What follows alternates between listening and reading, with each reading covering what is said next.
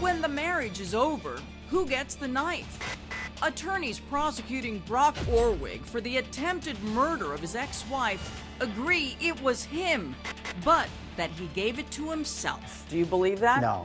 We actually had the weapon, and we tried to put it behind us and said, how can you stab yourself in the back? And if they didn't believe that, Then how do you think the knife got in Brock's back? Leigh stabbed him. it's what Brock had been saying all along, though it still didn't mean the rest of Leigh's story was false. The evidence was all over the board. There was just a lot of misinformation that was being thrown our way. For instance, there was Brock's claim that he walked to Leigh's from a friend's house roughly 8 miles away, a claim police were never able to verify because Brock didn't have his cell phone with him. In fact, I had left my wallet and my cell phone on my bedside table that morning. I sometimes forgot them. Isn't that unusual not to have your cell phone on you? No, I've forgot my wallet and cell phone lots of times. Did you find that suspicious? Absolutely. On the other hand, is it really possible Leigh didn't recognize her attacker during the 2-hour assault? And is her whole story even logistically possible? Okay, so when she came back in that morning, Brock somehow snuck in the side door, hid behind the couch, but when you look at that couch, the way it was sitting in the living room, there's no way that Brock could have hidden behind that couch. It just did not happen that way. And after both sides made their closing arguments, even judges looking at the case were confused, with one quoted as saying, "At oral argument, neither party's attorney could offer any story logically consistent with the physical evidence." In other words, when we went into deliberation, we started picking it apart. There were so many lies that were going back and forth that we were trying to get to the bottom of it. You know, what really happened here? and after days of going over the evidence and nearly deadlocking, Bob and the rest of the jury came to this conclusion. I firmly believe, and most of the other jurors, that Leigh was the one that instigated, this whole event. On the charge of premeditated first-degree attempted murder, Brock Orwig is found not guilty. And the jury was unanimous on that. Unanimous on that, right. Unanimous, he says, in believing it was the other way around, that all the evidence pointed back to Leigh being the premeditated one.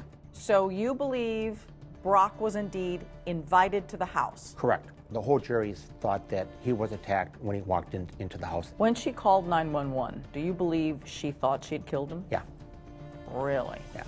And somebody just tried to come back into my side door. Please send someone right now. I think she was trying to cover her tracks.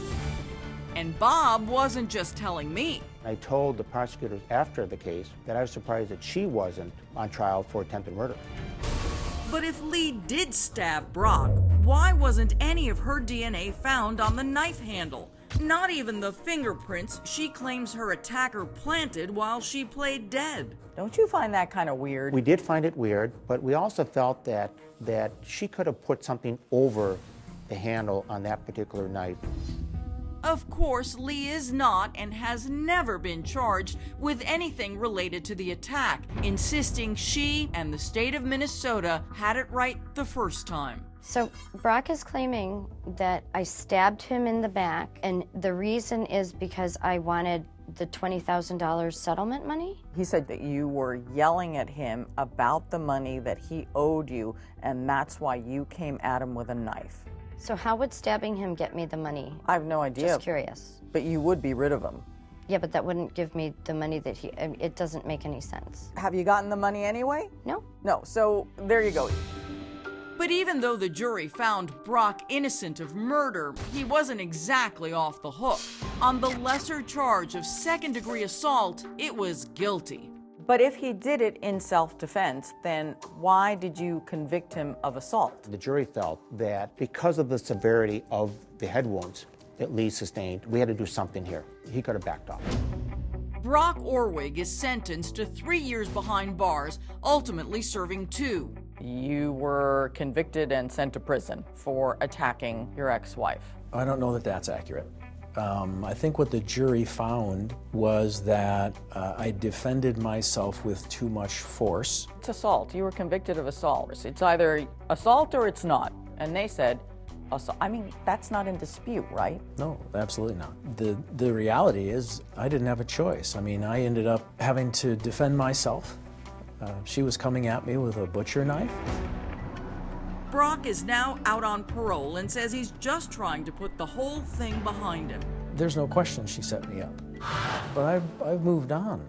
I've forgiven her, and I don't want to be defined by that event as oh, you're the guy who got stabbed by his ex-wife and then got to go to prison. I don't want that to define me.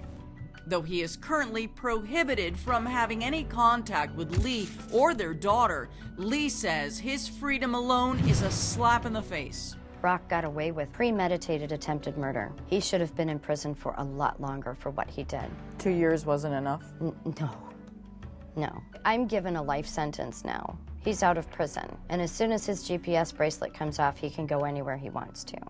I have a 50-year OFP against him, order for protection, but that's a piece of paper. That doesn't guard my life, and I live in fear. Yet Brock says you're the one who got away with attempted murder. All I did that morning was survive.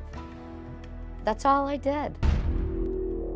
Now that you've heard both sides of the story, who do you believe is telling the truth?